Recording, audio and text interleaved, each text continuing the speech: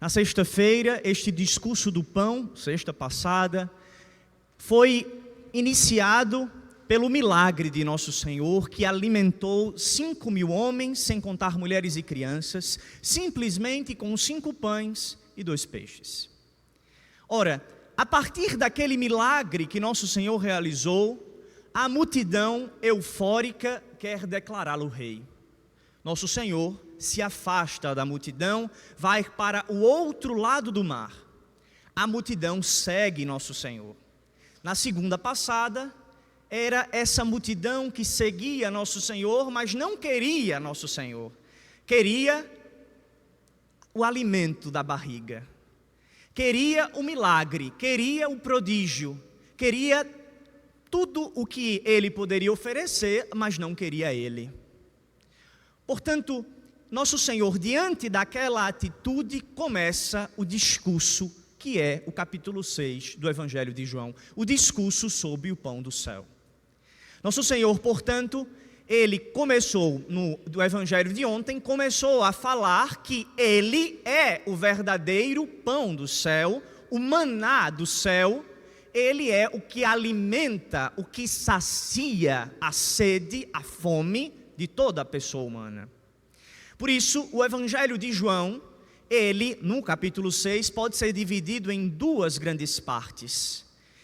Cristo é o pão da vida, e quem nele crê tem a vida. Portanto, ele é a palavra que nós devemos crer. Se a gente pudesse dividir em 2 partes o Evangelho de João no capítulo 6, a primeira parte seria: Cristo é a palavra que se fez carne. Quem ouve a palavra sacia a sua sede da palavra. A palavra, de alguma forma, escrita. A palavra que nós escutamos. Mas na segunda parte do discurso do pão, Jesus começará a falar de uma outra forma de palavra. Quem come do pão. Portanto, é preciso de um e do outro.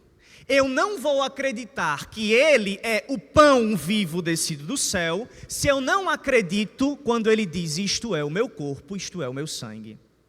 Portanto, eu preciso acreditar na palavra que eu escuto, para eu acreditar na palavra que eu comungo. O Evangelho, portanto, de hoje está no divisor de águas entre a palavra que se escuta e a palavra que se comunga. Ora, Jesus, ele vai entrar em diálogo com o povo e vai dizer que eles viram o sinal, eles viram o milagre, mas eles não foram capazes de acreditar no que ele disse. E isso é muito forte. Nós podemos ver o sinal, ver o milagre, ver o prodígio, ver diante dos nossos olhos a Eucaristia se fazendo, mas não crer no que aqui se realiza.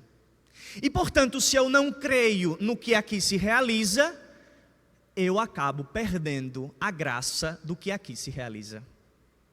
Por isso, nosso Senhor vai dizer que o Pai, ele não quer que ninguém se perca, mas que todos que comem do pão da vida ressuscitem no último dia. Ora, meus irmãos e minhas irmãs, se Deus é a palavra da vida, e quem come o seu corpo, e quem comunga do seu corpo, e quem comunga do seu sangue, possui a vida, podemos chegar a uma conclusão bastante óbvia. Só uma coisa pode nos afastar. Só uma coisa pode nos afastar da vida. A morte não pode nos afastar da vida, porque ele venceu a morte. O mal não pode nos afastar da vida, porque ele também foi vencedor do mal e do demônio. A única coisa que pode nos afastar da vida é a nossa liberdade. Por isso, o Evangelho de hoje é um convite a abrirmos o nosso coração para a palavra de Deus que fala, mas a palavra de Deus que se faz carne em toda a Eucaristia. Porque quem come da sua carne, quem bebe do seu sangue, tem a vida nele. Possui a vida de Deus. Por isso, o Senhor começa o seu discurso dizendo: eu sou o pão da vida. Ora, meus irmãos e minhas irmãs, Nosso Senhor, no Evangelho, sempre foi muito claro. Ele sempre disse, não é o que entra pela boca do homem que o santifica, mas o que sai de sua boca, que vem do seu interior. Nosso Senhor vai dizer, portanto, que, não é necessariamente o alimento que nós comemos que nos dará a vida. É aquele que nos alimentamos que dá a vida. Por isso, na Santíssima Eucaristia, nós temos o autor da vida. Nós não temos um pão consagrado, como pensam, por exemplo, algumas vertentes protestantes. Nós não temos um pão que está colocado e que é o corpo de Cristo enquanto nós celebramos a Eucaristia, a heresia do presencionismo. Não, ele é o corpo de Cristo, ele é o pão da vida. Quem come do seu corpo, quem bebe do seu sangue, possui a vida eterna. Por isso, nosso Senhor é claro, ele não é a linguagem de nosso Senhor, não é uma linguagem metafórica, não é uma linguagem figurada, é uma linguagem clara, para dizer que a igreja, todas as vezes que realiza a Eucaristia, desce do céu, desce para nós o autor da graça, o autor da vida. Por isso, meus irmãos e minhas irmãs, celebrar a Eucaristia é sempre de alguma forma, gera em nós uma obrigação de vida. Porque se nós estamos recebendo o autor da vida, e ele disse, eu sou o pão da vida, nós, todas as vezes que comungamos, nós devemos agora viver como ressuscitados. Viver como Deus. Diz Santo Tomás de Aquino que o grande pecado do homem é querer ser Deus sem Deus. Na Eucaristia, Deus se faz pão, Deus, ele se, de alguma forma, ele no corpo e no sangue, no pão e no vinho, ele está ali, alma, corpo, sangue, alma e divindade, para que nós, ao comungarmos, nos tornemos deuses. Por isso, aquilo que comungamos não é mero pão, não é mera bolacha, é o corpo de Cristo. Se a gente tem consciência dessa graça, se a gente tem consciência do que aqui nós celebramos, a nossa vida, ela ganha um upgrade. E é um upgrade mesmo. A gente ganha uma atualização. Ora, vamos concluir. Se eu recebo o autor da graça, o autor da vida, Deus, e todas as vezes que eu recebo, eu sou transformado naquilo que eu recebo, portanto, eu sou transformado em Cristo, a minha vida, ela exige, ela deve, como obrigação, ser continuação da vida de Cristo. Veja que coisa grande.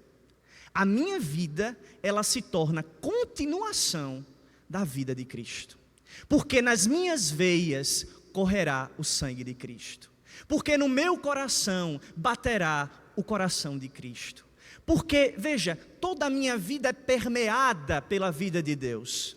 Se nós celebrássemos a Eucaristia com todo vigor, com toda, intenção, a gente viesse para a missa, com atenção ao que a palavra diz, ao que o padre reza, se a gente viesse com um espírito dedicado a rezar, quantas graças nós não sairíamos daqui?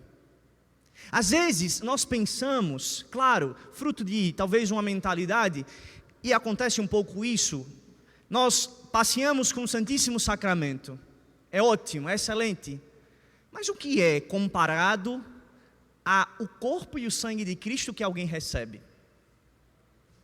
Não tem comparação. Nós não podemos comparar ver Jesus e receber Jesus. Não tem comparação. É até lógico. Uma coisa é eu ver, outra coisa é Ele está em mim. Agora eu sou Ele, eu fui transformado. Veja, é uma graça superior.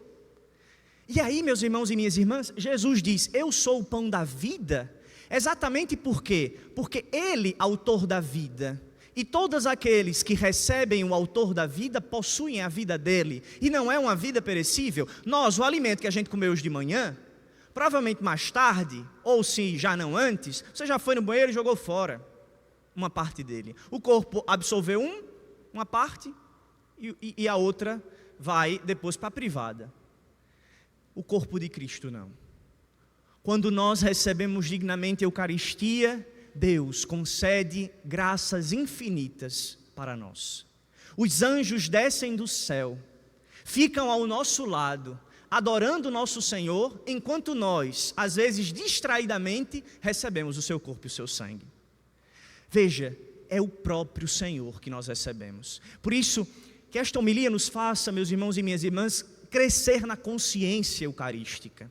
Crescer no desejo, na devoção à Eucaristia, no amor à Eucaristia, de tal forma que a nossa vida, de fato, torne-se aquilo que São Paulo disse na carta aos Gálatas: não sou mais eu quem vivo, mas é Cristo que vive em mim.